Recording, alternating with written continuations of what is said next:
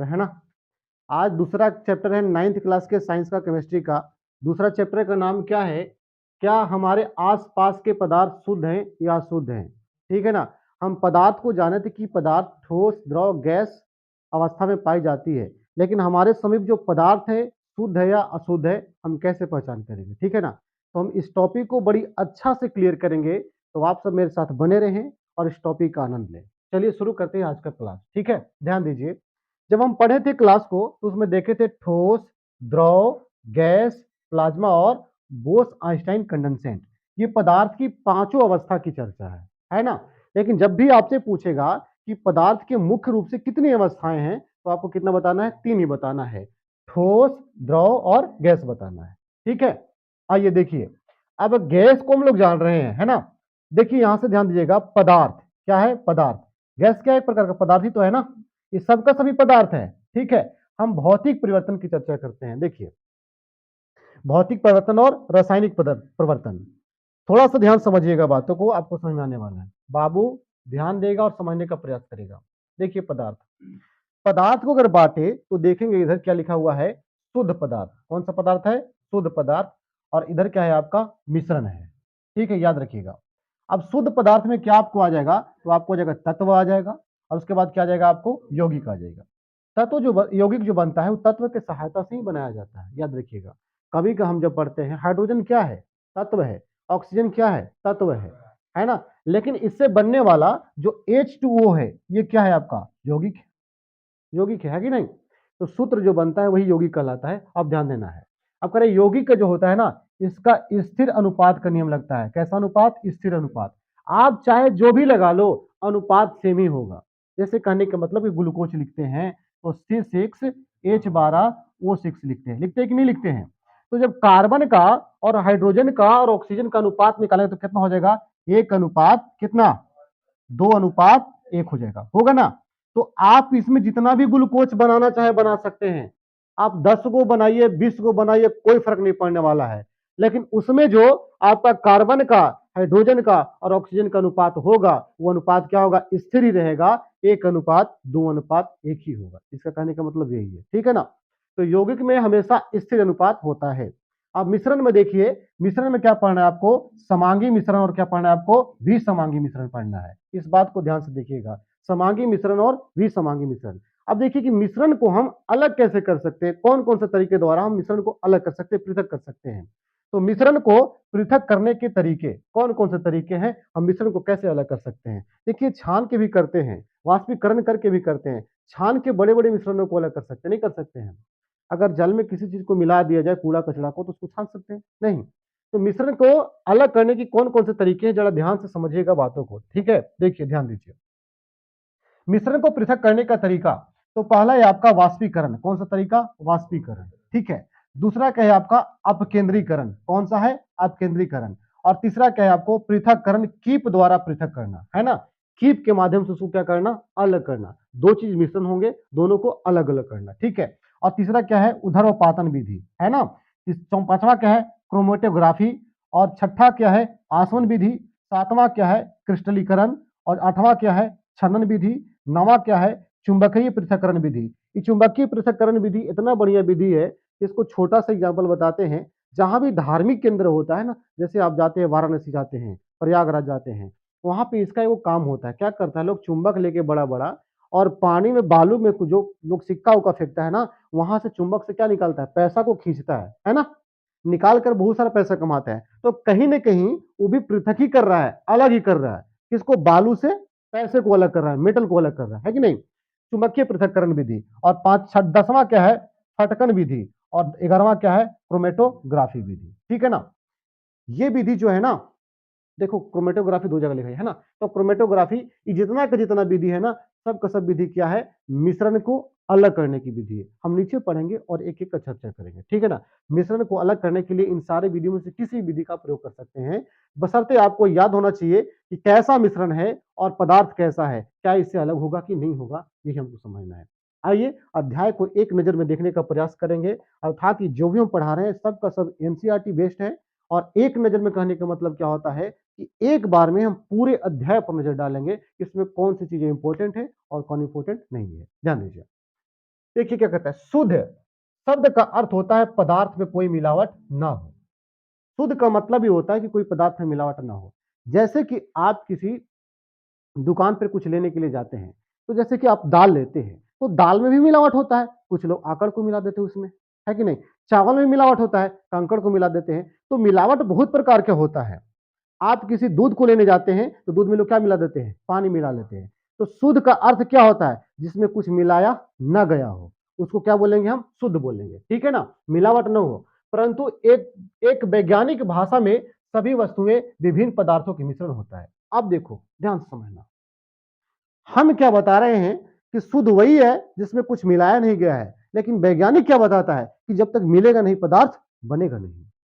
इसका मतलब ये भी तो कर सकते हैं, दुनिया का कोई भी पदार्थ शुद्ध नहीं है। दूध में पानी होता है कि नहीं होता है? बिना पानी के कभी दूध हो ही नहीं सकता है कि नहीं? तो क्या दूध तो पहले से ऑलरेडी मिश्रण है, वो पहले से ही मिला हुआ है, लेकिन उसमें और पानी मिला देते हैं। हम तो ये बता रहे हैं कि शुद्ध शब्द का मतलब क्या है? जिसमें कोई मिलावट न किया गया हो। लेकिन वैज्ञानिक अपने भाषा में क्या बताते हैं कि सभी वस्तुएं विभिन्न पदार्थों के मिश्रण होते हैं। मिलाओ या ना मिलाओ, ये पहले से ही मिलाए गए होते हैं, ठीक है? अतः शुद्ध नहीं है, अतः शुद्ध नहीं है। यानी कि धरती के जितने भी पदार्थ है सब के सब क्या है? अशुद्ध है, क्योंकि पहले से उसमें ऑलरेडी मिला हुआ है। उदाहरण के लिए जल, दूध, वसा इत्यादि, ये सब क्या है? अशुद्ध है। आप जल में भी देखते हैं कुछ ना कुछ मिला हुआ रहता है कि नहीं रहता है? पहले से मिनरल्स मिला होता है जल में। कोई बोलता है हमारे के पानी मीठा लगी थे, कोई बोलता है हमारे के पानी खारा लगी थे। और जबकि वैज्ञानिक कहता है कि पानी का ना तो कोई कलर होता है और ना ही कोई स्वाद होता है, लेकिन हम लोग इतना होशियार हैं और हम लोग वैज्ञानिक के ऊपर चले गए हैं, जो बोलते हैं कि पानी बड़ी मीठा लगी था और पानी बड़ी खारा लगी था। अब वैज्ञानिक स्पष्ट कर दिया है कि पानी का कोई स्वाद नहीं होता है ना? ना तो पानी का कोई कलर होता है और ना ही कोई स्वाद होता है। लेकिन हम वैज्ञानिक के काहे सुनेंगे? अपना जीभ का भी तो देखना है ना। इस पे जो पाई जाती हैं, स्वाद कणिकाएं पाई जाती हैं, उनको भी तो ध्यान रखना है ना, ठीक है? शुद्ध पदार्थ से तात्पर्य है कि उस पदार्थ में मौजूद सभी कण समान रासायनिक प्रकृति के होते हैं, समान रासायनिक प्रवृत्ति के। यानी कि कहने का मतलब है कि उसमें जो मिले हुए पदार्थ है ना, वो एक ही प्रकृति के होंगे, सब अलग अलग नहीं होंगे, ठीक है? देखो, एक शुद्ध पदार्थ एक ही प्रकार के कणों से मिलकर बना होता है, जिसमें कोई और नहीं। जैसे दाल है तो दाले रहे, अब दाल में डाल दिए आकड़, तो क्या हम आकड़ को उपजाते हैं? नहीं उपजाते हैं। वो अलग प्रकृति के कण हैं, वो अलग प्रकार के कण हैं। आकड़ का भी कण है और दाल का भी कण है छोटा सा, दोनों को मिला दिए तो दाल अलग कण है, आकड़ अलग कण है। तो ये बोला कि एक ही प्रकार के होना चाहिए। अगर मान लो कि मूंग का दाल है, उसमें मसूर के दाल मिला दिए, तो ये भी मिश्रण है, लेकिन नुकसान करने वाला मिश्रण थोड़ी है, तो दाल ही है ना। तो ये बोल रहा है कि एक ही प्रकार के कण होना चाहिए। देखिए, पदार्थ पदार्थ पदार्थ एक प्रकार का द्रव्य है, जो कि क्या है? द्रव्य है। याद रखना क्या लिखा हुआ? द्रव्य। द्रव अथवा अवयव, इसका मतलब क्या होता है? पदार्थ। और द्रव का मतलब क्या होता है? लिक्विड, तरल, ठीक है ना? पदार्थ है जो कि भौतिक प्रक्रमों द्वारा अन्य प्रकार के द्रव में पृथक नहीं किया जा सकता है, जिसको भौतिक प्रक्रम द्वारा हम अलग नहीं कर सकते हैं। एक शुद्ध पदार्थ एक ही प्रकार के कणों का बना होता है। जो शुद्ध पदार्थ होता है एक ही प्रकार के कण के बने होते हैं। अब देखो, मिश्रण है। मिश्रण क्या है? मिश्रण एक पदार्थ है जो दो या अधिक तत्वों अथवा यौगिकों का होता है, जिसको रासायनिक रूप से संयुक्त हुए बिना बना होता है। देखिए, कहता है कि जो पदार्थ है, जो पदार्थ होता है वो शुद्ध होता है, यानी कि एक ही प्रकार के तत्वों से बने होते हैं। लेकिन जो मिश्रण है ये क्या बना होता है? दो या दो से अधिक तत्वों से बना होता है। यही मिश्रण है आपको, ठीक है? उदाहरण के लिए वायु क्या है? मिश्रण है। गैसों जैसे कि oxygen, nitrogen, argon, carbon dioxide और जलवाष्प आदि क्या है? सबके सब मिश्रण है, क्योंकि इसमें सब अलग अलग मिलाना है। वायु में तो बहुत सारी चीज है। वायु में क्या क्या है? नाइट्रोजन है, ऑक्सीजन है, कार्बन डाइऑक्साइड है, आर्गन है। ये सब गैस है कि नहीं है? तो इस सब गैसों का क्या है? एक मिश्रण है, ठीक है ना? अब ध्यान दीजिएगा, समझिएगा आगे। मिश्रण के प्रकार। अब मिश्रण के प्रकार को देखिए। देखिए, मिश्रण के प्रकार। मिश्रण दो प्रकार के होते हैं। पहला होता है समांगी मिश्रण और दूसरा होता है विसमांगी मिश्रण। समांगी मिश्रण और विसमांगी मिश्रण। देखो अब समांगी मिश्रण क्या है, कह रहा है कि वे मिश्रण जिसमें पदार्थ परस्पर पूर्ण रूप से मिश्रित होते हैं और एक दूसरे से अविभेद होते हैं, समांगी मिश्रण कहलाते हैं। संपूर्ण द्रव्यमान में एक समान संगठन होता है। उदाहरण के लिए जल में शर्करा यानी कि चीनी का विलयन क्या है, समांगी मिश्रण है। समझना ध्यान से, कह रहा है समांगी मिश्रण, कह रहा है वे मिश्रण जिसमें पदार्थ परस्पर पूर्ण रूप से मिश्रित होते हैं। अब बताओ कि अगर पानी में हम चीनी को घोले तो पूरा बिलाएगा कि नहीं बिलाएगा, तो पूर्ण रूप से मिश्रण हो गया कि नहीं हो गया। तो ऐसे मिश्रण को हम क्या बोलेंगे, अगर नमक और पानी रहता तो क्या बोलते हैं, तो भी समांगी होता, क्योंकि नमक पूर्ण रूप से क्या होता है उसमें घुल जाता है। लेकिन नमक और उसमें हम कोई और चीज को डाल दे, बालू को डाल दे तो अलग हो जाएगा। देखो तो पूर्ण रूप से अगर मिल जाता है तो उसको क्या बोलते हैं, हम समांगी मिश्रण बोलते हैं। जैसे कि जल में शर्करा का घोल यानी कि विलयन। ठीक है, अभी समांगी मिश्रण वे मिश्रण जिसमें पदार्थ पृथक रहते हैं और एक पदार्थ छोटे कणों या छोटी छोटी बूंदे अथवा बुलबुले के रूप में दूसरे पदार्थ से हर जगह फैल जाता है, विसमांगी मिश्रण कहलाता है। विसमांगी मिश्रण में उसके पूरे द्रव्यमान में एक सा संगठन नहीं होता है। ठीक है, उदाहरण के लिए शक्कर, चीनी और बालू का मिश्रण एक विसमांगी मिश्रण है, क्योंकि इस मिश्रण के विभिन्न भागों में शक्कर, बालू का भिन्न भिन्न मिश्रण संगठन होगा। द्रव में ठोस के निलंबन भी विसमांगी मिश्रण होते हैं। दिमाग समझना, विसमांगी क्या है, तो विसमांगी कहता है कि दोनों को अलग कर सकते हैं, पृथक कर सकते हैं, अलग कर सकते हैं। सिंपल सी बात समझना, अगर बालू मैंने अलग दिखाई पड़े स्पष्ट रूप से आपको, बालू को और चीनी को हम मिला दें, दोनों अलग स्पष्ट रूप से दिखाई पड़ेंगे ना। लेकिन वहीं अगर पानी में चीनी को मिला दें तो क्या पानी में चीनी को देख लोगे तुम, नहीं देख पाओगे।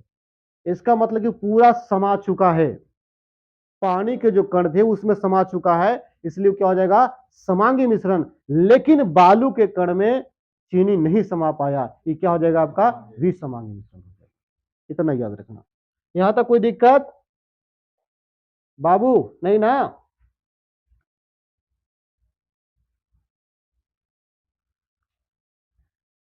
देखिए विलयन, हाँ इस बात को समझना जरूरी है, विलयन, विलायक, विलय, ये क्या है, विलयन, विलायक, विलय, ये क्या है समझना। देखो विलयन, विलयन दो या दो से अधिक पदार्थों का समांगी मिश्रण है। कैसा मिश्रण है, समांगी मिश्रण। अगर बताओ ध्यान देना कि अगर हम रखते हैं चीनी, क्या रखें, चीनी, और प्लस क्या रखें हम यहाँ, पानी, ठीक है ना, दोनों मिलाकर क्या बना बाबू, तो बोलेंगे सर शरबत बन गया, बन गया शरबत। चलो ठीक है, चीनी प्लस पानी बराबर शरबत, अब बन गया। अब ध्यान देना कि चीनी जो यहां पे है ना, ये है आपका विलय, क्या है, विलय, क्या रखना। और पानी क्या है, आ? विलायक है ना, विलायक। और पूरा शरबत क्या है, विलयन। बात समझ में आ रही कि नहीं आ रही है, चीनी क्या है, विलय, और पानी क्या है, विलायक, और शरबत क्या है, विलयन। यानी कि कह सकते हैं कि विलय प्लस विलायक बराबर विलयन, बोल सकते हैं ना। जो बिला जाए उसे विलय कहेंगे, और जो बिला दे उसे बिलाया कहेंगे, और जो अपने में मिल घुल के रह जाए उसे क्या बोलेंगे, विलयन बोलेंगे। अपने भाषा में समझे, चीनी कोची होता है, बिला जाता है, पानी क्या होता है, बिला सॉरी बिला देता है, तो क्या करेगा, बिलाय कहलाएगा। आप इसमें क्या क्या ले सकते हैं, चीनी ले सकते हैं आप, नमक ले सकते हैं आप, मिट्टी ले सकते हैं आप, ले सकते हैं नहीं ले सकते हैं, घुलता है ना, ये सब आप ले सकते हैं। लेकिन इसमें क्या हो जाएगा आपका, पानी हो जाएगा, तेल भी हो सकता है। लेकिन याद रखिएगा कभी भी कि जब भी आपको विलयन बनाना होगा, जब भी आपको विलयन बनाना होगा तो विलायक की मात्रा क्या होनी चाहिए, अधिक होनी चाहिए। समझ रहे हैं ना, आपको विलयन बनाना है तो विलायक की मात्रा अधिक होनी चाहिए। अगर मात्रा अधिक नहीं हुई इसका मतलब क्या होगा, अब तुम कहोगे कि सर मेरे पास 2 केजी चीनी है और 1 केजी पानी है और कखनी से घोर रहे, घोरा ये नहीं रहा है, बोले कहां से चलन तू है, 2 किलो चीनी में 1 किलो पानी से घोराएगा वो, इसकी मात्रा अधिक होनी चाहिए। इस बात को याद रखिएगा, हमेशा विलायक की मात्रा अधिक होनी चाहिए, किससे, विलय से। तब जाके विलियन तैयार होगा, अन्यथा विलियन तैयार होने वाला नहीं है। ये बात समझ आ गया ना? तो देखिए अब यहां समझिएगा। तो कह रहे दो पदार्थों का कैसा है, समांगी मिश्रण है, यानी कि घुल जाना चाहिए, और घुलेगा तो उस मिश्रण को क्या बोलेंगे हम, समांगी ही तो बोलेंगे ना। आओ ध्यान दो। कह रहा उदाहरण के लिए नींबू जल, सोडा जल आदि विलियन के उदाहरण है। अब कभी कभी सोडा और वो वोडका दोनों मिला के मारते हैं, दारू पीने वाला मारते हैं ना। अब उसमें तय करना है कि विलेय कौन होगा, विलायक कौन होगा। तो जिसकी मात्रा अधिक वही क्या बनेगा, विलायक बनेगा, याद रखना। अब लोग अब कहता है कि बताओ कि इतना शराब ले लेता है, ठीक है ना, शराब ले लिया, ठीक है, और शराब है पूरा गिलास में इतना मान लो, चलो ठीक है। अब लेते हैं, यहां तक शराब है, शराब से भरा पड़ा है, और थोड़ा सा इसमें पानी डालें। अब बताओ कि इसमें विलायक कौन है, शराब होगा ना, क्योंकि मात्रा किसकी ज्यादा है, शराब की ज्यादा है। इस बात को आपको ध्यान में रखना है, ठीक है ना। तो पीने वालों ध्यान से देख लेना, जो देख रहा होगा, ठीक है ना। अब आइए ध्यान दीजिए, कह रहे किसी विलयन को दो भागों में विलायक और विलेय में बांटा जा सकता है, विलायक और विलेय में बांटा जा सकता है। विलयन का वह घटक जो दूसरे घटक को विलयन में मिलाता है उसे क्या कहते हैं, विलायक कहते हैं। कहता है विलयन का वह घटक जो दूसरे को विलयन में बदल देता है उसको क्या कहते हैं, विलायक कहते हैं। जब तक विलायक नहीं होगा तब तक विलयन बनने की कोई चांस नहीं है, ठीक है। अब देखिए विलयन सॉल्यूशन, इधर क्या है आपको, विलेय जिसको क्या बोलते हैं, घुलनशील पदार्थ यानी घुलने वाला, इधर क्या है, पदार्थ जिसमें घुलता है। तो घुलनशील पदार्थ में क्या हो सकता है, शर्करा चीनी हो सकता है, नमक हो सकता है, कुछ भी हो सकता है घुलने वाला, ठीक है ना। लेकिन घुलाने वाला में क्या हो जाएगा आपका, शर्करा का पानी, यानी कि पानी। तो पानी बनने के बाद क्या हो जाएगा, शर्करा का पानी, जिसको हम लोग देहाती भाषा में क्या बोलते हैं, शरबत बोलते हैं, है ना।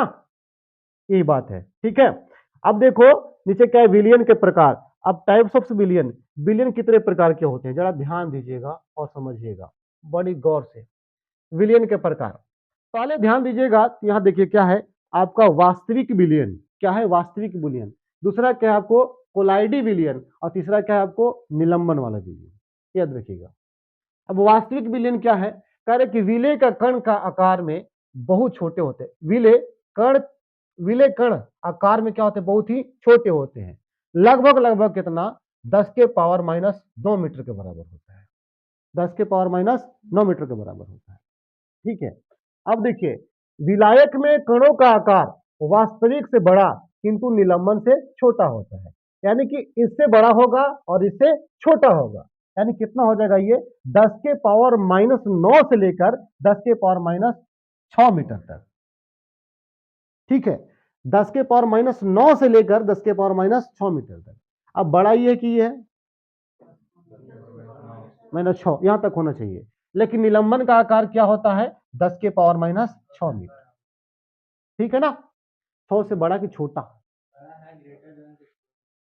ग्रेटर देन का चिन्ह कने है, तो छोटा ना होगा कि बड़ा होगा,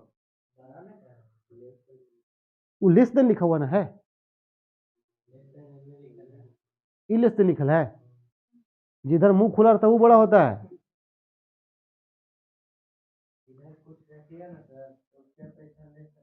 कौन बड़ा है,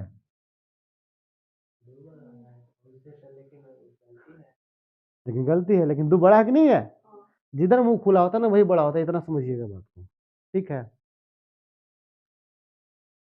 तो कणों का आकार लगभग -6 मीटर होना चाहिए, और यहाँ क्या होना चाहिए, लगभग -9 मीटर होना चाहिए। लेकिन कोलाइडी विलयन में कितना होना चाहिए, -9 और -6 के बीच में होना चाहिए, याद रखिएगा, ठीक है। अब इसमें आइए दूसरा, विलेय कण नंगी आंखों द्वारा नहीं देखा जा सकते हैं, ठीक है। आप बोलेंगे सर कैसे नहीं देख सकते, हम चीनी को तो देखते हैं, तो चीनी है, उसका कण जब बनेगा ना, जब वाटर में समाहित होगा ना, उस समय आप नहीं देख सकते हैं, माइक्रोस्कोप चाहिए कि उसमें कितना मिला हुआ नहीं मिला हुआ, ठीक है। तो नंगी आंखों से नहीं देख सकते हैं। अब देखो यहाँ, कणों को नंगी आंखों से नहीं देखा जा सकता, सूक्ष्मदर्शी द्वारा देखा जा सकता है, ठीक है।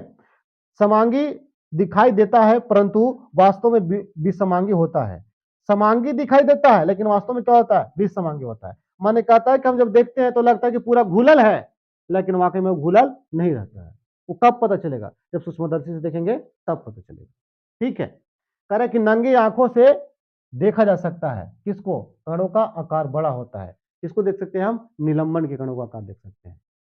आगे देखिए, छनन विधि द्वारा इसके कण पृथक नहीं हो सकते हैं, यानी कि छान के हम वास्तविक विलयन को अलग नहीं कर सकते हैं। इसको देखिए, वास्तव में विषमांगी होता है, पृथक नहीं किया जा सकता है, इसको आप किसी विधि द्वारा अलग नहीं कर सकते हैं। निलंबन का कण विषमांगी मिश्रण है। कैसा मिश्रण है? विषमांगी मिश्रण है। और प्लस में देखिए क्या कर रहा है कि छानन द्वारा पृथक कर सकते हैं। अब जिसको हम खुद देख सकते हैं आंखों से, उसको तो हम छान के निकाल ही लेंगे ना। अब कर रहा है कि दिखबे नहीं करेगा आपको आंख से, और ये भी नहीं दिखेगा आपको, तो जो देखेगा उसको छाने किसे तुम? जो आंख से नहीं दिख रहा है वो छलनी के छेद में दिखेगा तुमको, वो डाले हुआ तो गड़ाक से चल जाएगा। इसलिए जिसको हम आंख से देख सकते हैं उसी को हम छान के निकाल सकते हैं। जैसे मान लो कि हम पानी पी रहे हैं तो उसमें कचड़ा पड़ा हुआ, तो आपको लुकेगा तब ना उसको छान के हटाओगे, और दिख ही नहीं तो कैसे हटाओगे? इसीलिए बता रहे हैं कि जो कोलाइडी विलयन और वास्तविक विलयन है, इसमें दिखाई नहीं पड़ता है कण, जिसको हम छान कर हटा नहीं सकते हैं। तो किसकी सहायता से उसको देख सकते हैं? हम सूक्ष्मदर्शी की सहायता से देख सकते हैं। लेकिन निलंबन में क्या होता है कि उसको हम आसानी से देख सकते हैं। देखिए पांचवा क्या है? पारदर्शी। यह क्या होता है? पारदर्शी होता है, माने आर पार दिखाई देगा आपको। जैसे गिलास में पानी रखे हैं तो क्या आर पार दिखाई देगा आपको? हाँ, कांच के गिलास में, आपका स्टील वाला में देखेगा रे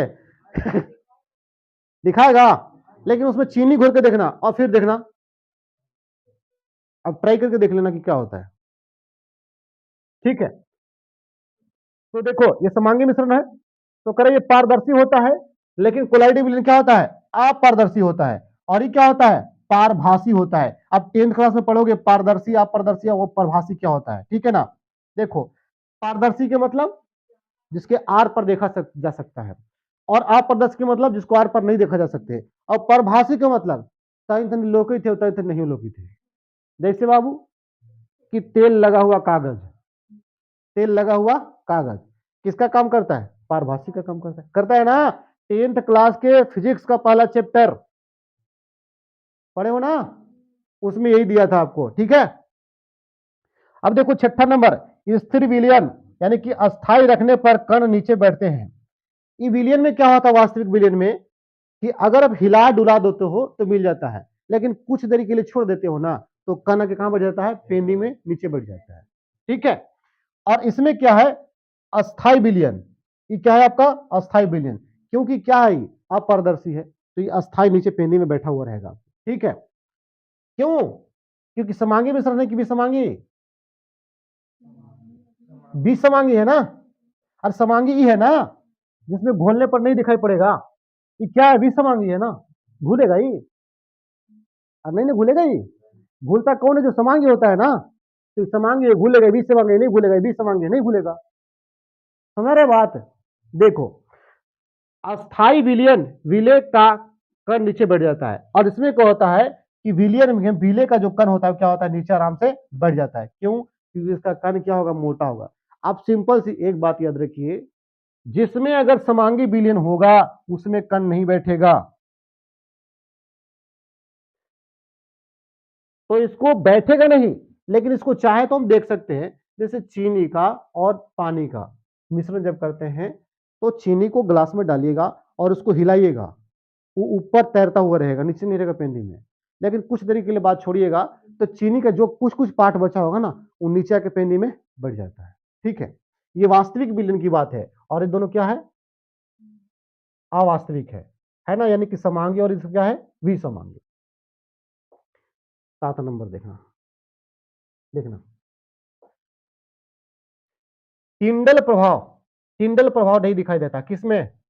वास्तविक में, यानी कि समांगी वाला में। और टिंडल प्रभाव दिखाई पड़ता है किसमें? विसमांगी में। ये कौन विलयन था? कोलाइडी विलयन था।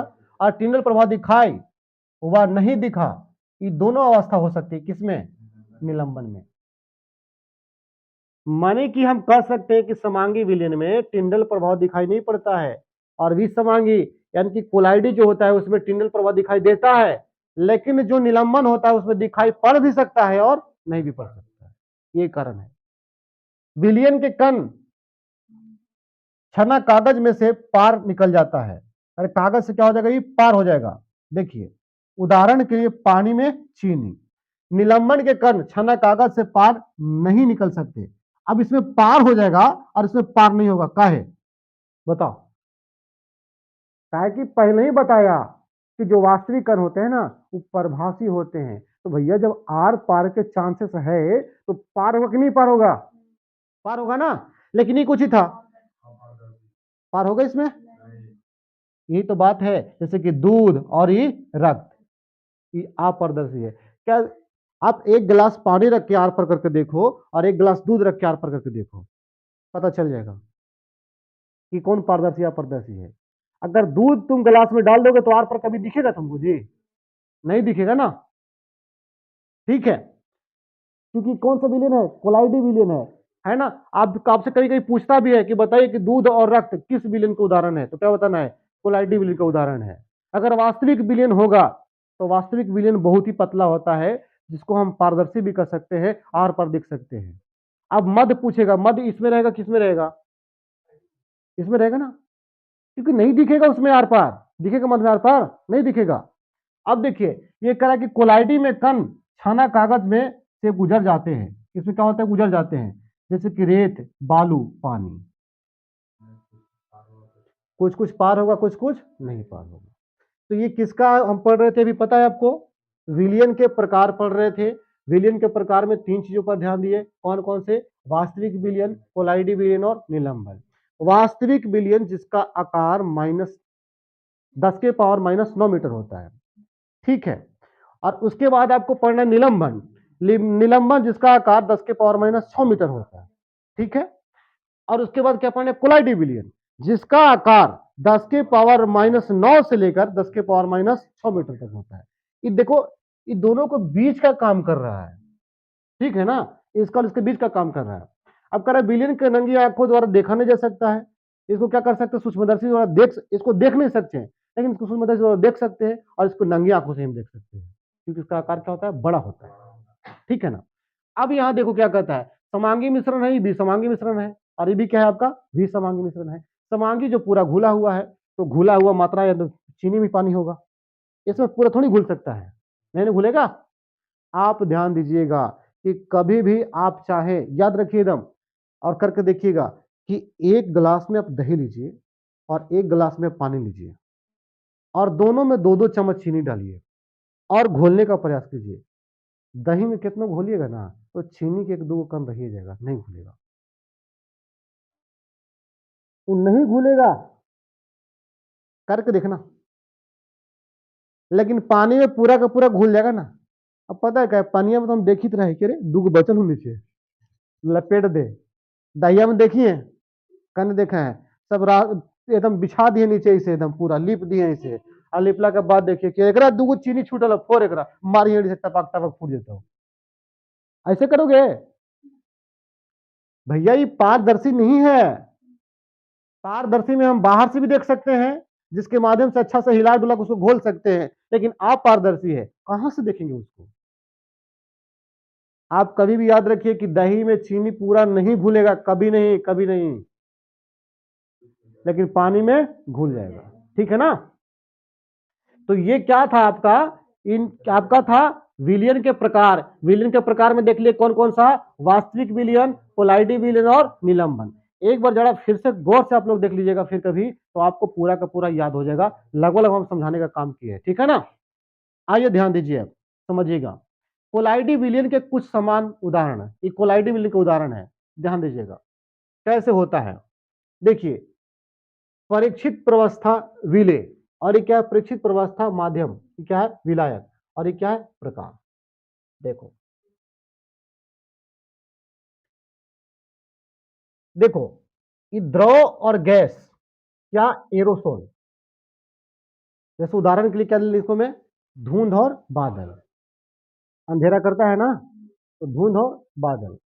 अब देखिए, ठोस और गैस, जैसे ठोस का कण और गैस का कण, नहीं बोलते हैं कि वायुमंडल में बहुत सारे धूल कण रहते हैं, रहते कि नहीं रहते हैं? वायुमंडल में धूल कण है कि नहीं है? छोटा छोटा पार्टिकल है। आपको पता नहीं है ना, तो क्या बता सकते हैं?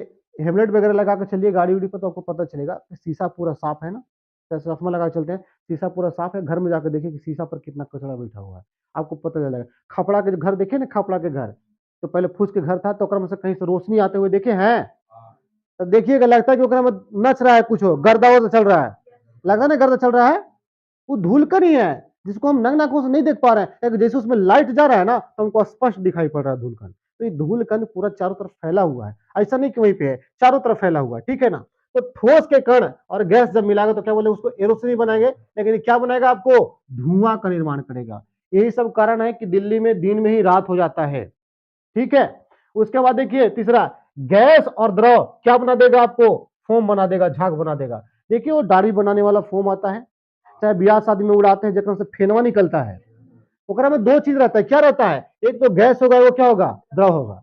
ठोस रहेगा उसमें, ठोस रहेगा तो बिगवे नहीं करेगा भारी। ठोस अगर दिखाना है कि ब्याह में लेके जाना है, तो यहाँ से खोसे और निकल मत ठाए ठाए, ये कहिए कि ठोस कोची हो, स्प्रे हो, लगा के दूल्हा दर मत मार दही, नहीं तो पता चलता कि छेना खाएगा ले बुनिया पूरी खा ली मामला गड़बड़ हो जाएगा, ठीक है ना। अब देखो द्रव और द्रव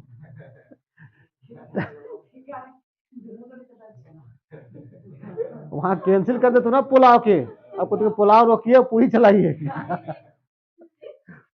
ठीक है। तो द्रव और द्रव ये दोनों का मिश्रण क्या कहलाता है, इमल्सन। क्या होता है, इमल्सन। इसका उदाहरण क्या है, दूध, चेहरा का क्रीम, दरवाजों का पेंट, ये सब क्या है, किसका उदाहरण है, इमल्सन का। याद रखिएगा, समझ आ रहा है ना बात, इमल्सन का। तो इसमें दिया है मात्रा, देखो दिया है, इसकी मात्रा कम होगी कि ज्यादा, इसकी मात्रा कम होगी तब तो ये विलय कहला रहा है, और इसकी मात्रा अधिक होगी तब तो ये विलय कहला रहा है, कहला रहा कि नहीं कहला रहा है, इसलिए दिया हुआ है और यहां निर्माण कर रहा है, ये बात समझना है। अब देखो कह रहा है कि ठोस और द्रव दोनों को मिला रहे हैं तो क्या बन रहा है, सोल बन रहा है। याद रखिए, जिसमें क्या जाएगा, आपको बालू आ जाएगा और गोबर आ जाएगा। उदाहरण देखना, पूछेगा गोबर किसका उदाहरण है, तो सोल का उदाहरण है। हे प्रभु, सोल मन तुम चप्पल को समझ ली तो गोबर लेके चलूं गैस और ठोस क्या बनाता है, फोम, ये भी झाग वाला बना देता है कभी कभी। तो देखो इसका क्या है, झाग, रबर और स्पंज। रबर जो जिसमें क्या होगा, मैंने दबने का गुण होगा, जिसको दबा सकते हटा सकते हैं, ठीक है।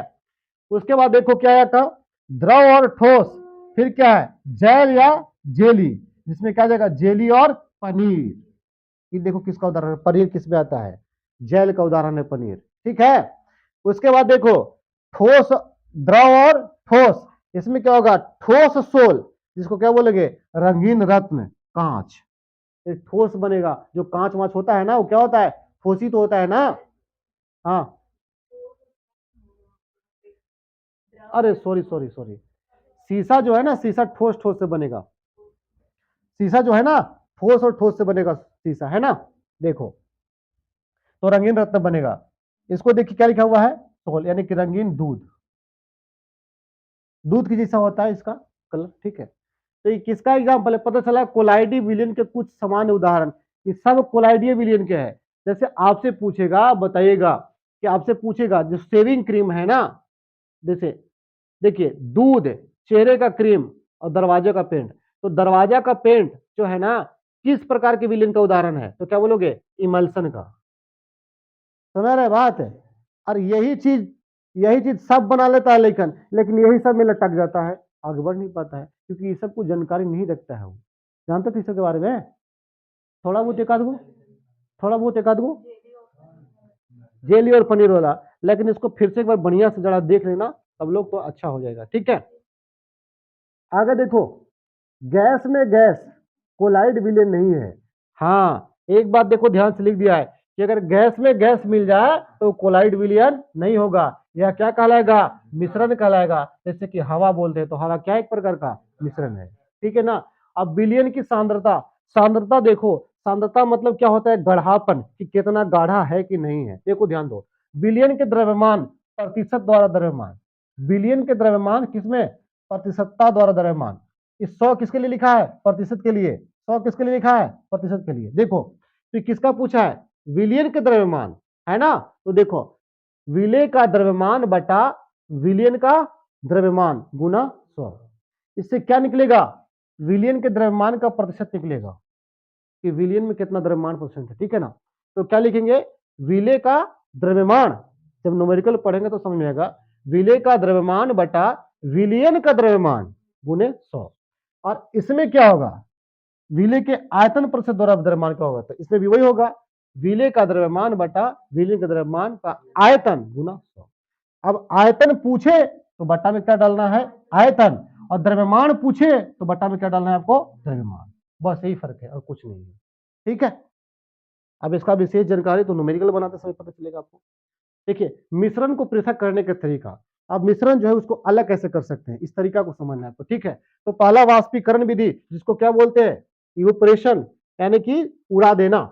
मूल उद्देश्य, यह मिश्रण के दो पदार्थों में से एक पदार्थ का वाष्पीकरण हो जाता है। जैसे एक पदार्थ का क्वथनांक दूसरे से कम होता है। जैसे मान लीजिए कि क्या रखिएगा, नमक और पानी को मिला दीजिए और गर्म कीजिएगा तो कोची उड़ेगा? पानी उड़ जाएगा और नमक वह बच जाएगा। तो कह रहे हैं कि दो पदार्थ ऐसा होना चाहिए जिसमें एक वाष्पीकरण की दर अधिक होना चाहिए। तो पानी में वाष्पीकरण का दर क्या होता है? अधिक होता है। जब गर्म करेंगे तो क्या हो जाएगा? उड़ जाएगा। जैसे बालू को और पानी को मिला दिए तो गर्म करेंगे तो पानी क्या हो जाएगा? उड़ जाएगा। अब बालू क्या हो जाएगा? बच जाएगा। तो इस विधि से क्या करेंगे? पानी और बालू को हम अलग कर देंगे, ठीक है। ठीक है। सामग्री, रंग डाई जिसका क्वथनांक ज्यादा होता है, रंग डाई जिसका क्वथनांक ज्यादा होता था, पानी, बीकर, वाच ग्लास। जब हम पानी में मिले रंग को गर्म करते हैं तो पानी वाष्पित हो जाता है तथा रंग का वाच ग्लास में रह जाता है। कह रहा है कि रंग डाई जिसका क्वथनांक क्या होता है? ज्यादा होता है। अब ज्यादा होगा तो क्या उड़ेगा जल्दी? नहीं, ये खौलेगा देरी से। अगर मान लो कि एक पानी का क्वथनांक मान लो कि 100 डिग्री है, अब मान लो कि रंग का क्वथनांक हमको याद नहीं है, लेकिन रंग का क्वथनांक मान लो कि 120 डिग्री है, तो पहले कौन खोलेगा? पहले पानी खोलोगे ना। तो एक रात खोलित खोलित खोलित तो पानी सब उड़िए जाएगा, तो रंग बच जाएगा।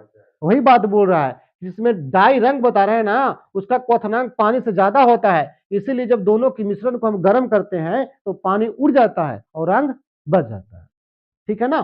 चलिए आगे ध्यान देना, आगे देखो, वाष्प स्याही, वाच ग्लास, इसको बोलते हैं बर्नर, स्टोव, ठीक है ना। इसमें भरा हुआ है गैस वगैरह। ये क्या है? ट्राइपोड स्टोव, यानी कि स्टैंड, जिसको देहाती भाषा में बोल दो, ठीक है ना, स्टैंड, ठीक है ना। वायर, ये तार का जाली बना दिया है, लिट्टी उटी लगता है ना इसे जी चूल्हा पर रख के, वही जाली लगा दिया है और इसमें ताप दे रहा है। इसके अंदर क्या है? बीकर में पानी है और उसमें क्या है? आपका स्याही है। अब स्याही का क्वथनांक जाता है, लेकिन जब वाष्प बनेगा तो कौन उड़ेगा? पानी उड़ जाएगा और स्याही इसमें क्या करेगा? बच जाएगा।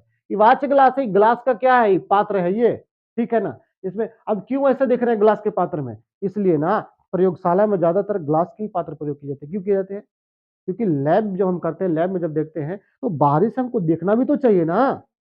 तो इसी देखने के लिए, पारदर्शी बनाने के लिए इसमें हम कांच का प्रयोग करते हैं।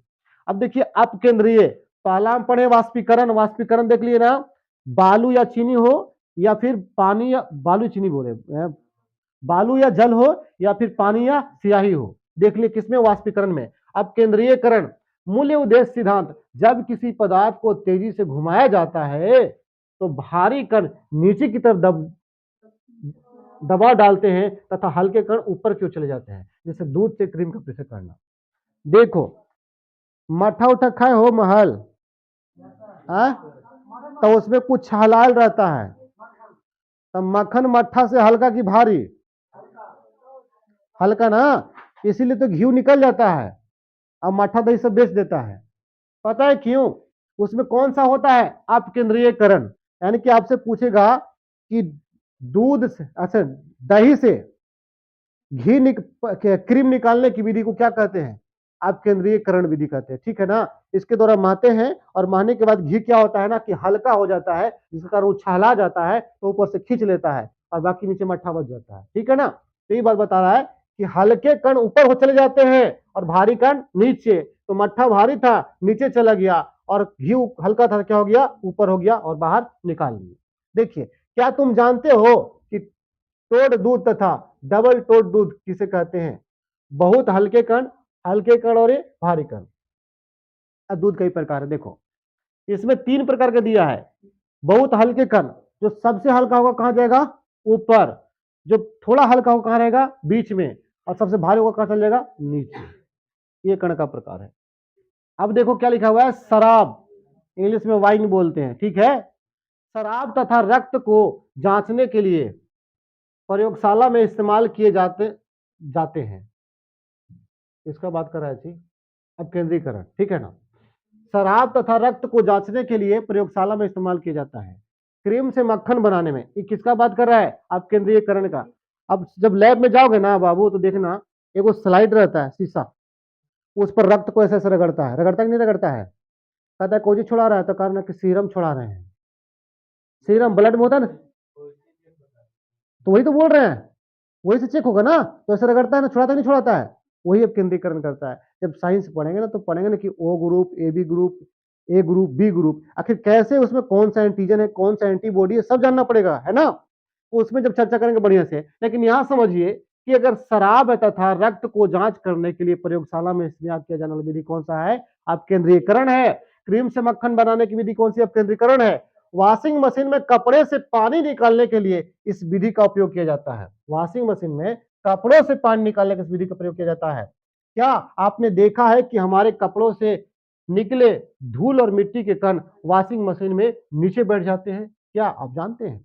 आप सरफ में भी देखिएगा, जब धोइएगा ना, जब कपड़ा उपड़ा देखते हैं, किसी चीज में बाल्टी उल्टी में गोद देते हैं, तो देखिएगा कि सरफ के झाग के कारण उसमें का मैल क्या हो जाएगा? नीचे आके बैठ जाता है, बैठता है ना।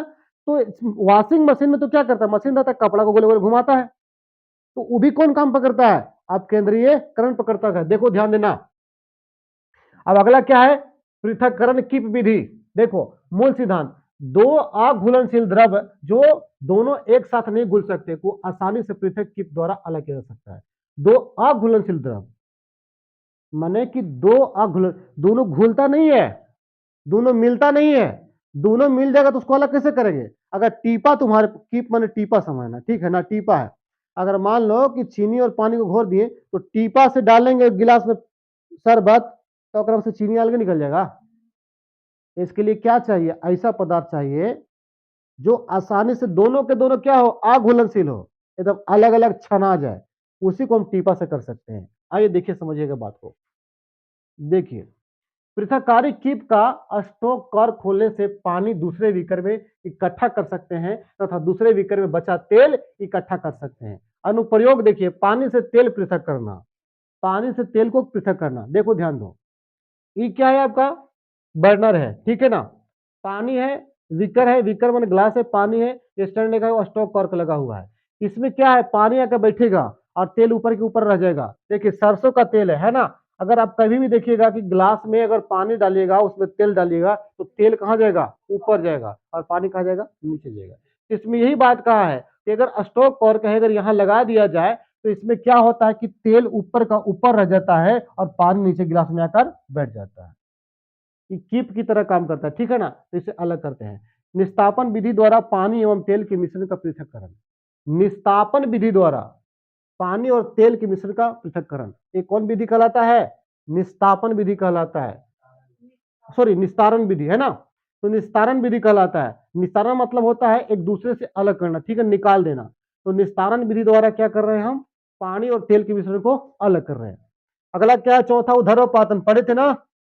उधर्वपातन मूल सिद्धांत, दो पदार्थों के बीच एक पदार्थ उधर्वपातित हो जाता है, सीधे ठोस से गैस में, सीधे ठोस से गैस में परिवर्तित हो जाता है, जबकि दूसरा ऐसा ही रह जाता है।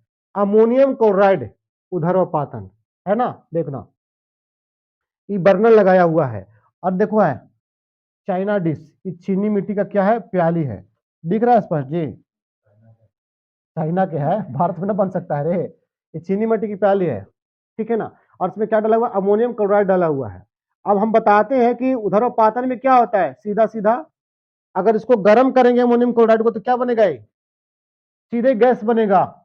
बनेगा कि नहीं बनेगा? तो इसको बोले क्या कि इसमें क्या अलग कर सकते हैं? जैसे ठोस पदार्थ इसमें कुछ होगा और उसके साथ अमोनियम को मिला दिया जाए, कपूर को मिला दिया जाए किसी ठोस पदार्थ के साथ, जैसे मान लो कि एक कपूर लो, ठीक है ना, और कपूर को किसी के साथ मिला दो, और मिलाने के बाद इस बर्नर में डाल दो और डालने के बाद आग लगा दो, तो बाकी जो ठोस पदार्थ होगा वो जलेगा, बालू के साथ लपेटने के बालू जलेगा, वो तो एकरे में रहेगा, लेकिन कपूर क्या हो जाएगा, जल जाएगा, और जल के ऊपर क्या बना देगा, गैस बना देगा। तो दोनों अलग हुआ कि नहीं हुआ, अलग हुआ, हो गया ना। तो कौन सा विधि बोलेंगे हम, ऊर्ध्वपातन विधि द्वारा भी अलग किया जा सकता है। ठीक है, आप समझ गए होंगे।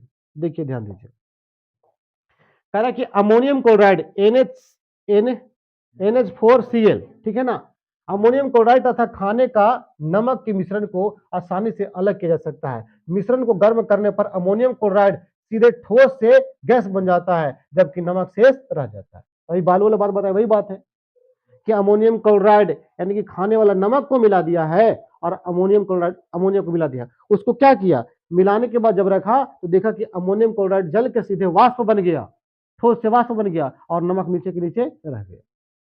अनुप्रयोग देखिए, कपूर, इसमें क्या क्या उदाहरण में आता है, ये सबसे महत्वपूर्ण है।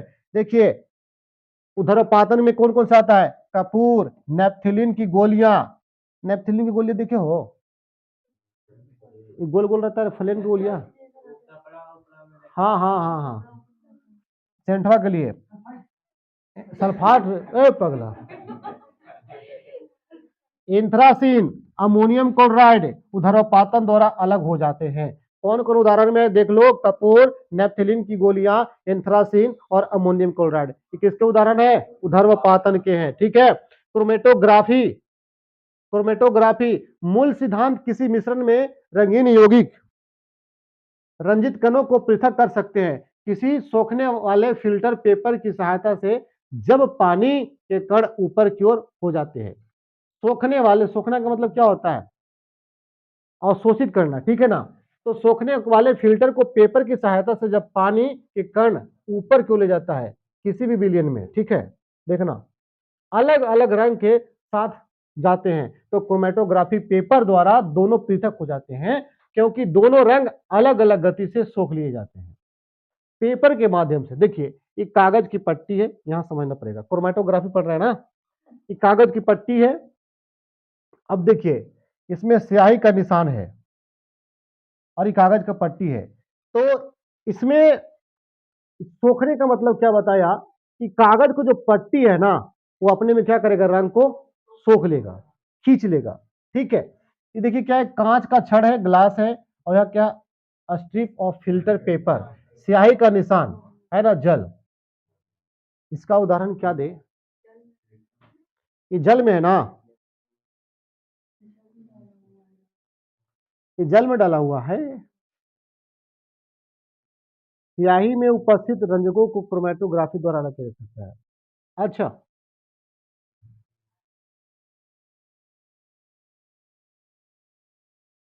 ये स्याही का निशान है, ठीक है ना, और इसको बोल रहे कि हटाना है जल की मदद से, तो इस हटाने की प्रक्रिया को हम क्या बोलेंगे, क्रोमेटोग्राफी बोलेंगे, इतना याद रखिएगा। ठीक है, इसमें कुछ ज्यादा समझ में आ नहीं रहा, ध्यान देना। अनुप्रयोग देखिए, रंग डाई को पृथक करने के लिए, रंग को हटाने के लिए, क्लोरोफिल से पिगमेंट पृथक करने के लिए, ठीक है ना, खून से ड्रग पृथक करने के लिए, ये सब कौन सा प्रयोग करते हैं हम, कौन सा विधि, क्रोमेटोग्राफी विधि, ठीक है ना।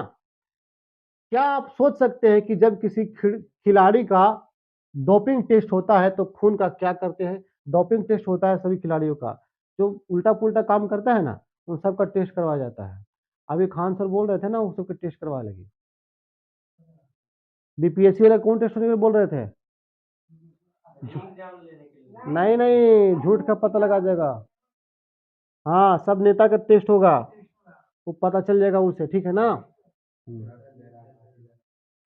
देखिए क्या है, आसवन विधि, मूल सिद्धांत दो संघटकों के बीच एक क्वथनांक दूसरे से कम होता है, यह विधि दो या दो से अधिक घुलनशील द्रव को अलग करने के लिए किया जाता है। जैसे हम पढ़े इसके पहले ना कि दो गो द्रव होगा, एक का क्वथनांक दूसरे से अधिक होगा, तो जिसका क्वथनांक कम होगा वो उड़ जाएगा, और जिसका अधिक होगा वो बचा रहेगा। उदाहरण, जब पानी और एसीटोन के मिश्रण को गर्म किया जाता है, क्योंकि एसीटोन का क्वथनांक कम होता है, किसका कम होता है, एसीटोन का क्वथनांक कम होता है, यह गर्म होकर वाष्पित रूप से ट्यूब में चला जाता है, जहां यह फिर द्रव बन जाता है। इस प्रकार एसीटोन बीकर में एकत्र हो जाता है, जबकि पानी फ्लास्क में ही रह जाता है। देखो, कह रहा है कि पानी और एसीटोन दोनों के मिश्रण को हम लेते हैं। अब यहाँ क्या बता रहा है कि एसीटोन जो है ना, उसका जो क्वथनांक होता है पानी से कम होता है।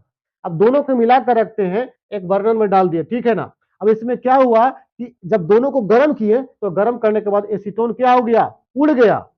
एसीटोन उड़ गया, कोची बन गया, जलवाष्प बन गया, उड़ गया वो, और यहां से हम पानी को खींच लिए और फिर छोड़ दिए, तो उसमें क्या गिरेगा, धीरे धीरे एसीटोन ही ना बचेगा। तो दोनों को क्या कर लेंगे, हम अलग कर लेंगे, क्योंकि इसमें कहता है कि एक का क्वथनांक दूसरे से ज्यादा है।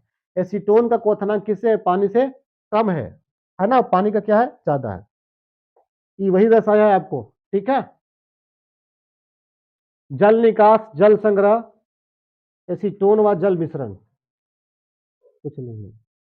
नोट, अगर दो संगठनों से ज्यादा संगठन एक ही द्रव में उपस्थित हो जिनका क्वथनांक भिन्न भिन्न होता है, तब हम प्रभावी आसवन विधि द्वारा, याद रखना, प्रभावी आसवन विधि द्वारा इस्तेमाल करते हैं ताकि सारे संगठन अलग अलग हो जाए। उदाहरण के लिए हवा और पेट्रोलियम, यानी पेट्रोलियम को अलग करने के लिए कौन विधि चाहिए, प्रभावी आसवन विधि चाहिए, याद रखना, पेट्रोलियम शुद्ध करने के लिए, ठीक है ना।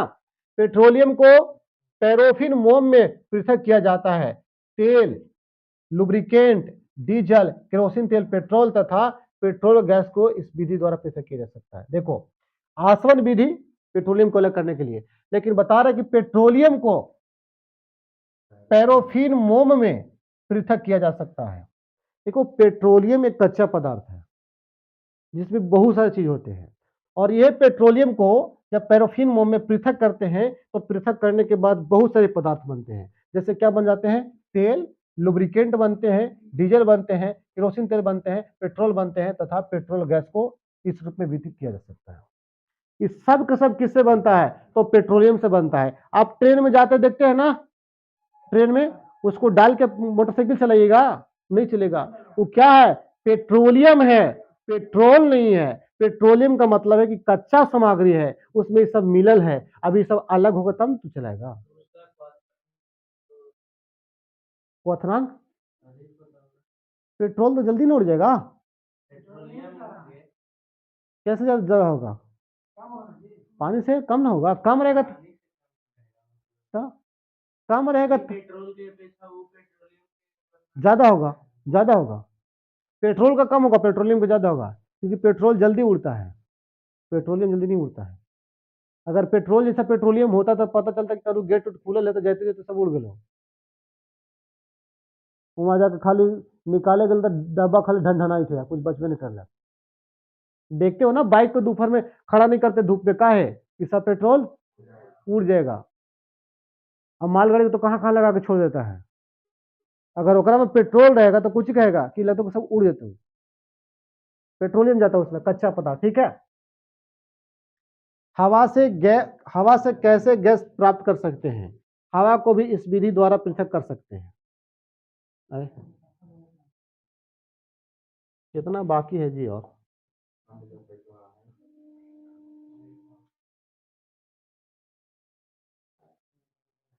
देखिए, वायु हवा करे कि दाब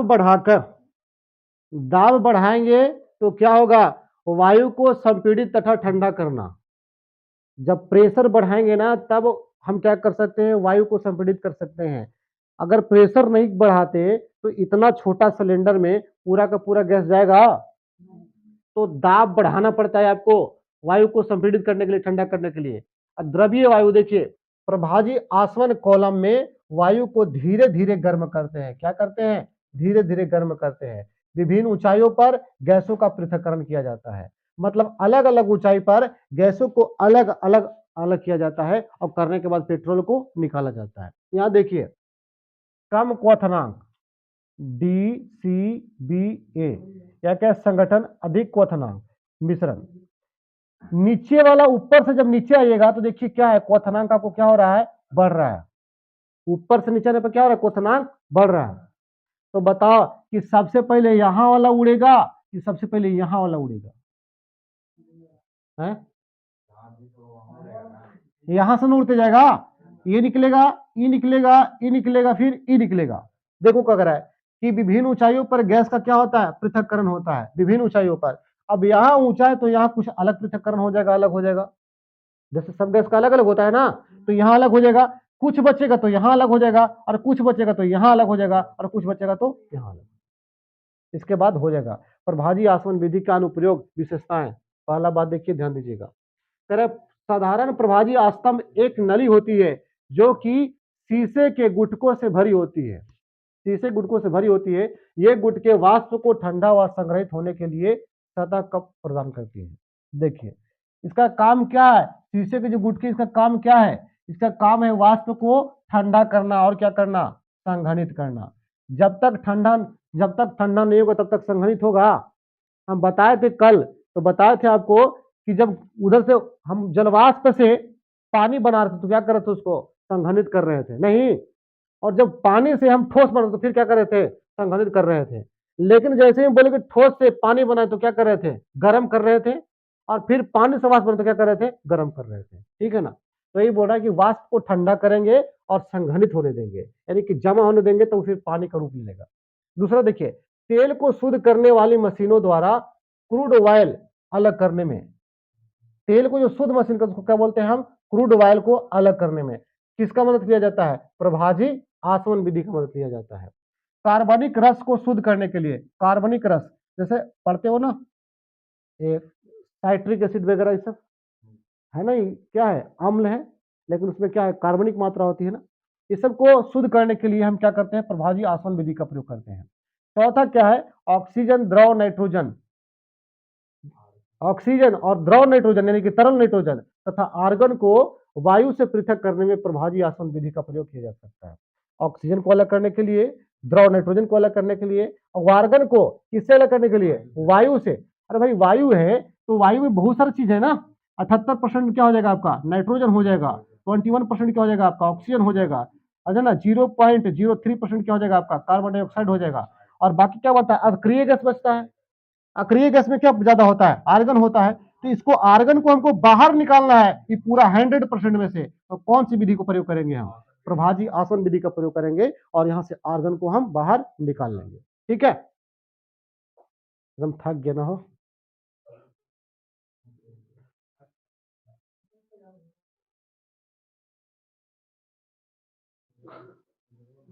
बड्डी ज्यादा है, कितना बजली हो,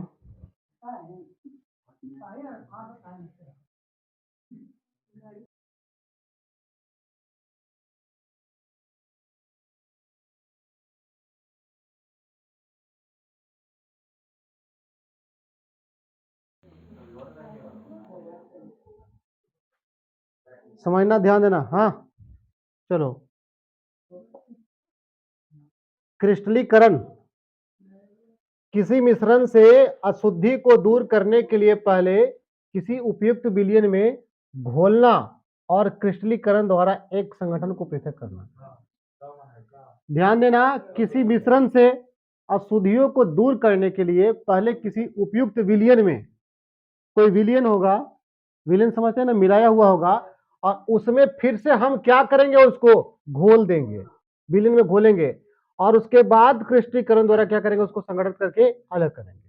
ध्यान देना, उदाहरण के लिए कॉपर सल्फेट के क्रिस्टल को अशुद्ध और पहले सल्फ्यूरिक अम्ल में घोले और फिर गर्म करके विलयन को पृथक किया जाता है, तो विलयन बना था उसे पूरी रात रख छोड़ दिया जाता है, अतः केवल शुद्ध कॉपर सल्फेट के क्रिस्टल बनते हैं, जबकि अशुद्धियां सल्फ्यूरिक अम्ल में ही रह जाती है। इस विलयन को फिल्टर पेपर की सहायता से छान लिया जाता है और शुद्ध क्रिस्टल प्राप्त किया जा सकता है। देखो, ये पार करता है कि आपके पास कोई पदार्थ होगा, तो उसको क्या करना है, आपको पहले विलयन में घोर देना है, और घोरने के बाद आपको छोड़ देना है। जब रात भर आप छोड़ दीजिएगा तो जो क्रिस्टल होगा उसका अशुद्धि पदार्थ को दूसरा विलयन में जो घोरा हुआ पदार्थ होगा वो खींच लेगा, और खींचने के बाद फिर आपके पास क्या बचेगा, आपको शुद्ध पदार्थ बचेगा। जैसे कॉपर सल्फेट CuSO4 है ना, और उसके बाद क्या लिखा हुआ आपको, सल्फ्यूरिक अम्ल H2SO4, H2SO4 के घोल में कॉपर सल्फेट को CuSO4 को अगर डाल दिया जाता है तो डालने के बाद जो कॉपर सल्फेट के क्रिस्टल में अशुद्धि था किसमें चला आया, किसमें चला आया, उस सल्फ्यूरिक अम्ल में चला आया और इससे फिर क्या हो गया, कॉपर सल्फेट का जो क्रिस्टल था वो शुद्ध बन गया, है ना। तो इसमें सबसे पहले क्या करते हैं कि पदार्थ को किसी विलयन में घोलते हैं और विलयन में कुछ देरी के लिए हम उसको छोड़ देते हैं और छोड़ने के बाद पदार्थ में से विलयन क्या करती है, शुद्ध पदार्थों को खींच लेती है और इस विधि को क्या कहते हैं हम, क्रिस्टलीकरण विधि कहते हैं। समझ बात ना, ध्यान देना, इतना लंबा चौड़ा लिखा है, इतना लंबा आपको जाना नहीं है, सिंपल समझना। अगला है वाष्पीकरण विधि से क्रिस्टलीकरण क्यों अधिक बेहतर है। कह रहा कि वाष्पीकरण विधि से क्रिस्टलीकरण क्यों अधिक बेहतर है। देखिए वाष्पीकरण करने के लिए आपको बर्नर की आवश्यकता पड़ती है, उसको गर्म करना पड़ता है, लेकिन क्रिस्टलीकरण करने के लिए कुछ नहीं है, आपको विलयन में डालकर छोड़ देना है और कुछ समय के बाद उसमें से अशुद्धि ऑटोमेटिक खिंचा जाता है। ध्यान दीजिएगा, निम्न कारण से उत्तम है। क्यों, पहला, कुछ ठोस विघटित हो जाते हैं, कुछ गर्म करने पर चीनी के समान झुलस जाते हैं। देखो अब वाष्पीकरण करने के लिए क्या करेंगे, गर्म करते हैं, तो गर्म करने पर कुछ पदार्थ उड़ता तो है लेकिन बचे हुए कुछ पदार्थ क्या होते हैं, जल जाते हैं, तो नुकसान हो जाता है। दूसरा क्या है, छानने के पश्चात भी अशुद्ध विलेय पदार्थ को विलायक में घोलने पर विलयन में कुछ अशुद्धियां रह जाती है। कहता है कि छानने के बाद भी कुछ अशुद्ध विलेय पदार्थ को, अशुद्ध विलेय पदार्थ जो विला नहीं पाया था, रह गया था, विलेय पदार्थ को विलायक में घोलने पर विलयन में कुछ अशुद्धियां रह सकती है। वाष्पीकरण होने पर ये अशुद्धियां ठोस को संदूषित कर देती है और जब वाष्पीकरण करते हैं तो जो उसमें पदार्थ बचता है ठोस ना, उसको प्रदूषित करने का काम करता है, इसीलिए वाष्पीकरण अच्छा नहीं है। कौन अच्छा है, क्रिस्टलीकरण। उपयोग देखिए, समुद्री पानी से नमक को साफ यानी कि शुद्ध करना, समुद्री पानी को नमक से, समुद्री पानी से नमक को साफ करना। देखिए आप जाइएगा गुजरात तरफ तो उधर समुद्र है, तो समुद्र से नमक प्राप्त होता है ना, तो उसका फेन जो होता है, उसका फेन को एक ठोस रूप दिया जाता है, उसके बाद तोड़ा जाता है, उसके बाद आयोडीन मिलाया जाता है ना, आई होता है जिसका संकेत, उसके बाद उसको शुद्ध किया जाता है। अगला क्या बात है, क्रिस्टल को पृथक करना, क्रिस्टल को पृथक करना, शुद्ध करना। उदाहरण कॉपर सल्फेट, फिटकिरी, जिन क्रिस्टलों में अशुद्धियां विद्यमान होती है, यानी कि कॉपर सल्फेट हो चाहे फिटकिरी हो, दोनों में क्या पहले से रहता है, अशुद्धि रहता है, लेकिन उसके बाद विलयन में डालने के बाद विलयन अशुद्धियों को खींच लेता है, तो फिर क्या बन जाता है, शुद्ध बन जाता है, शुद्ध बन जाता है। ठीक है ना, ये किसके लिए बता रहे हैं आपको, ये बता रहे हैं आपको क्रिस्टलीकरण के लिए, वाष्पीकरण के लिए, ये क्रिस्टलीकरण के लिए। क्रिस्टलीकरण कंपेयर कर रहा है कि वाष्पीकरण से क्रिस्टलीकरण अच्छा क्यों है। ठीक है ना, तो पहले हम बोले कि इसमें बर्नर की आवश्यकता पड़ता है, गर्म करना पड़ता है और गर्म करने के दौरान कुछ अच्छे पदार्थ जो होते हैं वो जल जाते हैं, तो नुकसान हो जाता है। ठीक है ना, आगे देखिए, जल घर या निकास में जल को शुद्ध करना, जल घर या निकाय में निकाय में जल को शुद्ध करना। जो होता है ना वाटर वाला, पानी वाला लगा हुआ रहता है, आप देखेंगे जगह जगह नदियों के किनारे जाइएगा तो बड़ा बड़ा घेरा बनाता है, वहां से जल को शुद्ध करके शहरों में ट्रांसफर किया जाता, करता है ना। शुद्ध करना कैसे करता है, देखना, ध्यान देना। जल को शोधन संयंत्र, एक संयंत्र बनाकर रख देता है जहां जल को शुद्ध किया जाता है। संग्रहित जल यानी कि अशुद्ध जल, पहले एक टैंक होता है जिसमें अशुद्ध जल होता है और उसको जमा कर लिया जाता है। ठीक है, उसको देखिए, अवसादन टैंक, यहां पे ठोस नीचे बैठ जाते हैं। आप फिटकिरी का प्रयोग जानते हैं, अगर कोई गंदा पानी लेते हैं और गंदे पानी को किसी पात्र में रख देते हैं और रखने के बाद उसे फिटकिरी डालिएगा तो जितना उसमें घुला हुआ पदार्थ होगा ना, वो सब का सब कहां बढ़ जाएगा, नीचे बढ़ जाएगा और ऊपर के पानी को आप आराम से निकाल सकते हैं और 2-3 बार इस प्रक्रिया को दोहरा कर आप पानी को पीने जैसा बना सकते हैं, गंदा पानी को, इतना फायदा होता है। ठीक है, तो यही बोल रहा है कि जब यहाँ जो टैंक था, जल शोधन संयंत्र जो संग्रहित करने वाला जो टैंक था, उसमें अशुद्ध पानी था, लेकिन जैसे ही अवसादन टैंक में पानी को डाला गया तो जो उसमें गाद था, जो कूड़ा कचरा था, सब कहा हो गया, नीचे बैठ जाता है, ठोस कर नीचे बैठ जाता है। ठीक है ना, अब ध्यान दीजिए, कि पानी में क्लोरीन मिलाई जाती है, किस लिए, पानी को साफ करने के लिए, मिलाई जाती है, जिसको क्लोरीनीकरण टैंक कहते हैं। क्या कहते हैं? क्लोरीनीकरण टैंक कहते हैं। पानी घरों के इस्तेमाल हेतु। देखिए, क्लोरीकरण एक प्रक्रिया भी होती है जिससे क्या करते हैं, हम जल को साफ करने का इस्तेमाल करते हैं। कुआं हुआ है, तालाब उलाब है, जल को साफ करते हैं, किसका छिड़काव करते हैं? क्लोरीन मार देते हैं। इससे क्या होता है? पानी की सतह बिल्कुल साफ हो जाती है। ठीक है, तो ये आपका होता है, पानी में क्लोरीन मिलाया जाता है, किसके लिए? साफ करने के लिए। अब देखिए, निस्यंदन टैंक, सभी अशुद्धियां छान ली जाती है, और इसी टैंक में क्या होता है कि सब अशुद्धियों को छान लिया जाता है, और छानने के बाद जो पानी होता है, जो भारण टैंक होता है, जो ढोता है, वो कैसा पानी बन जाता है? आपको फिल्टर हो जाता है और पीने जैसा पानी बन जाता है। दो तीन प्रक्रिया से पानी को गुजरा जाता है। पहले एक सबसे बड़ा टैंक होता है, जहाँ आप दिल्ली में जाइएगा ना, तो दिल्ली में जैसे एंटर कीजिएगा, वहां आपको एक जमुना नदी मिलेगी। जमुना नदी में आप ट्रेन में ही बैठिएगा, लेकिन मुंह नाक बंद कर लीजिएगा, इतना गंद करता है। हाँ, बहुत गंद करता है। सूतल है। अरे, अभी याद आया। ये मामला कहाँ गड़बड़ है। अब कहोगा, अब तो नहा लिया तू। अब तो नहा लिया तू कुंभ में, तो वो पाप धोया नहीं, पाप चढ़ गया। हाँ, वो चढ़ल है। हम नहीं गए हैं। कौन बोल रहा? हम नहीं गए हैं। हाँ, देखो, वहां जाओगे ना, तो पूरा शहर का जितना होता है ना, घरेलू पानी, नली का पानी, बाथरूम का पानी, सब का सब यमुना में जाता है। और सब का सब जमुना में जाता है, और वही जमुना के पानी को फिर फिल्टर किया जाता है, और लोगों के घरों तक सप्लाई किया जाता है, और फिर वही छान छान के बढ़िया से पीता है। ठीक है, तो यही प्रक्रिया है। और साधन टैंक वाला है ना, तो इस प्रक्रिया के द्वारा क्रिस्टल किया जाता है, साफ किया जाता है, और साफ करने के बाद पानी को पीने योग्य बनाया जाता है। ठीक है ना, ध्यान देना। दिल्ली में सब जगह पानी मिलता है, वही वाला जमुना का पानी, जमुना का पानी मिलता है। आई के मैया कोची, हम भी तो पी ले, ऐसे थोड़ी है। वहां लिखल है, यहाँ ना बोलता है। एक एगो बोला कि रिसर्च करने वाला था, बोला कि हम रेगिस्तान में रिसर्च करने जा रहे हैं, बीच रेगिस्तान में है, उसको प्यास लगल है, पानी कहाँ से पिएगा? कहाँ से पिएगा? नहीं मिलेगा। तो देखो, वो क्या करता है ना, कि डब्बा में पहले पेशाब करता है, फिर उसको पी लेता है। आप बोले कितना घिन घिन बात है कि नहीं? घिन घिन वाली बात नहीं है। रिसर्च करने गया है, रिसर्च करने गया है, थोड़ी ना दूर छोड़ देगा। अरे वैज्ञानिक का करता देखे हो? विल्ड लाइफ देखो, जंगली वाला में चिड़ी के मार के खाता है, सांप के मार के खाता है, का जिंदगी बिताता है।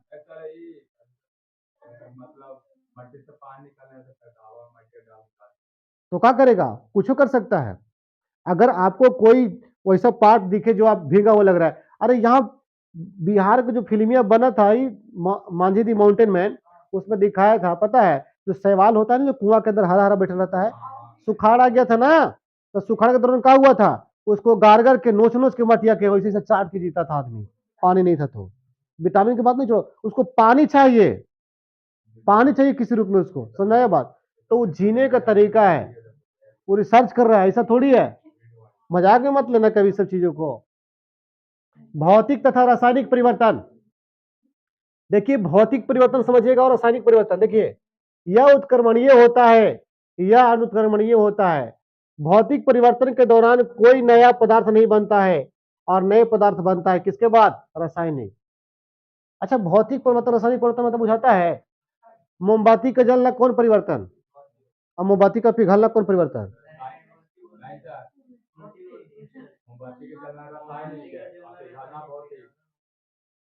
अब कितने लोग को समझ में नहीं आ गई, कोची बोल दिए। मोमबत्ती जब जलेगा तो रासायनिक परिवर्तन, और पिघलेगा तो भौतिक परिवर्तन। भौतिक परिवर्तन में उस चीज को दोबारा बनाया जा सकता है, और रासायनिक परिवर्तन में नहीं बनाया जा सकता। ठीक है, याद रखना। अब बर्फ से पिघलकर पानी बन रहा है, तो कौन परिवर्तन हो रहा है? भौतिक ना। हाँ, ठीक है। कपूर को जला रहे हैं, कौन परिवर्तन हो रहा है? कपूर को जला रहे हैं, कौन परिवर्तन हो रहा है? रासायनिक परिवर्तन। जलेगा तो रासायनिक होगा। ठीक है, तो देखना, इसमें रासायनिक में नए पदार्थ बनते हैं। ठीक है, देखिए तीसरा इसमें क्या है, बहुत कम मात्रा में उष्मीय अथवा प्रकाश ऊर्जा ली यह निकाली जाती है। इसमें क्या होता है भौतिक परिवर्तन में, या तो उष्मा ऊर्जा या तो प्रकाश ऊर्जा बहुत कम मात्रा में लेगा, ठीक है, तो यह निकालेगा। और इसमें क्या होता है, एक रासायनिक परिवर्तन में एक बड़ी मात्रा में उष्मीय ऊर्जा अथवा प्रकाश ऊर्जा के लिए निकाली जाती है, लिया जाता है। जैसे लकड़ी का जलना, और इसमें क्या हो गया, बर्फ का पिघलना। हाँ हाँ बोलो। अरे मोमबत्ती पिघलेगा तो कोची बनेगा, तो कोची बनेगा वो,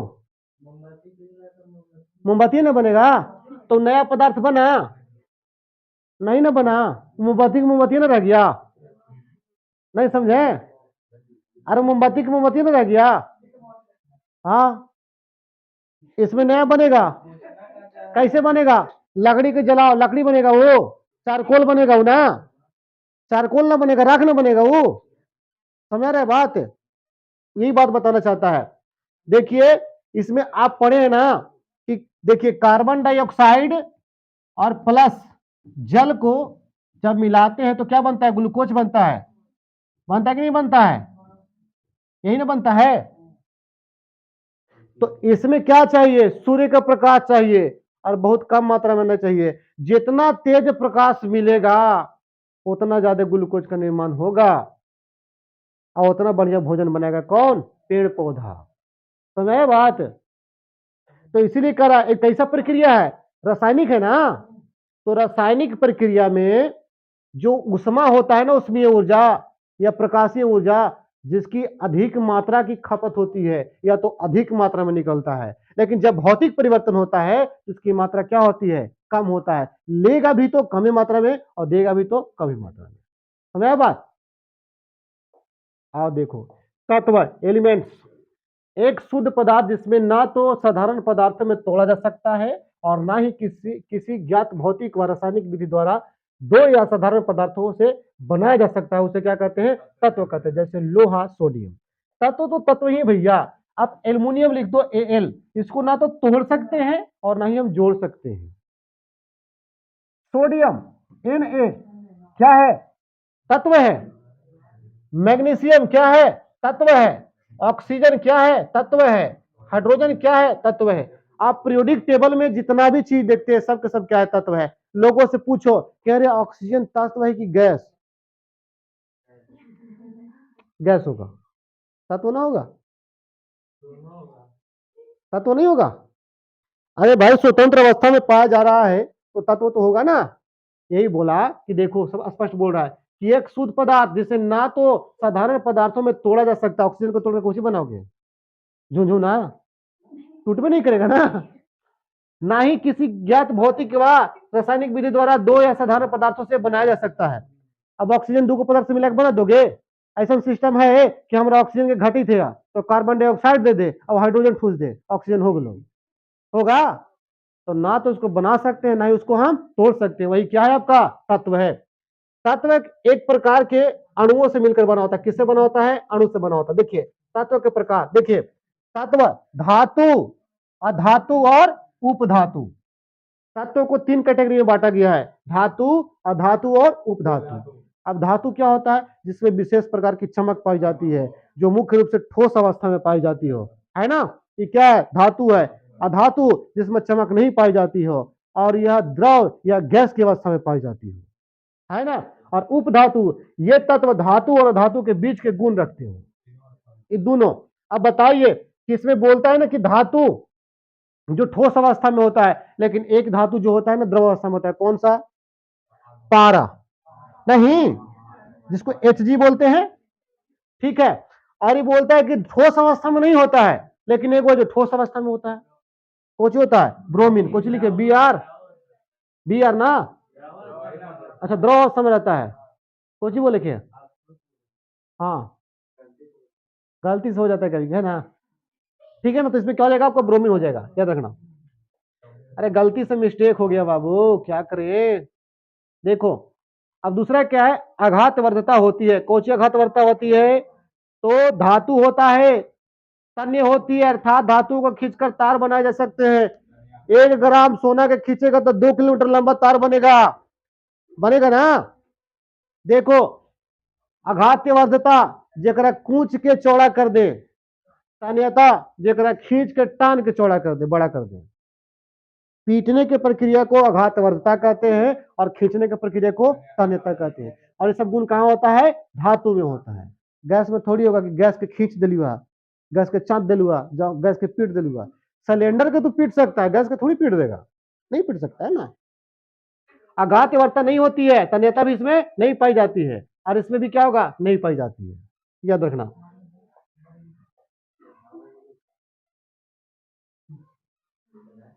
देखिए, सोनेरस होती है, अर्थात जब धातुओं की किसी वस्तु से मारा जाता है तो ध्वनि पैदा करती है।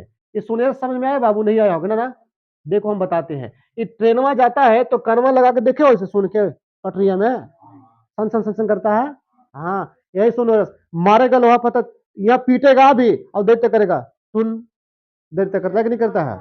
उसी को सोनेरस बोलते हैं। ठीक है, देखो सोनेरस होती है अर्थात जब धातुओं को किसी वस्तु से मारा जाता है तो ध्वनि पैदा होती है। होता है ना धातु में? लोहा को अगर यहाँ पीटोगे और लोहा स्टेशन तक वही लोहा है तो यहाँ कस के मारेंगे ना तो वहां तक सुनाई देगा आपको, कान लगाओगे तो। ठीक है ना? इसको सोनेरस बोलते हैं। लेकिन इसमें सोनेरस नहीं होगा।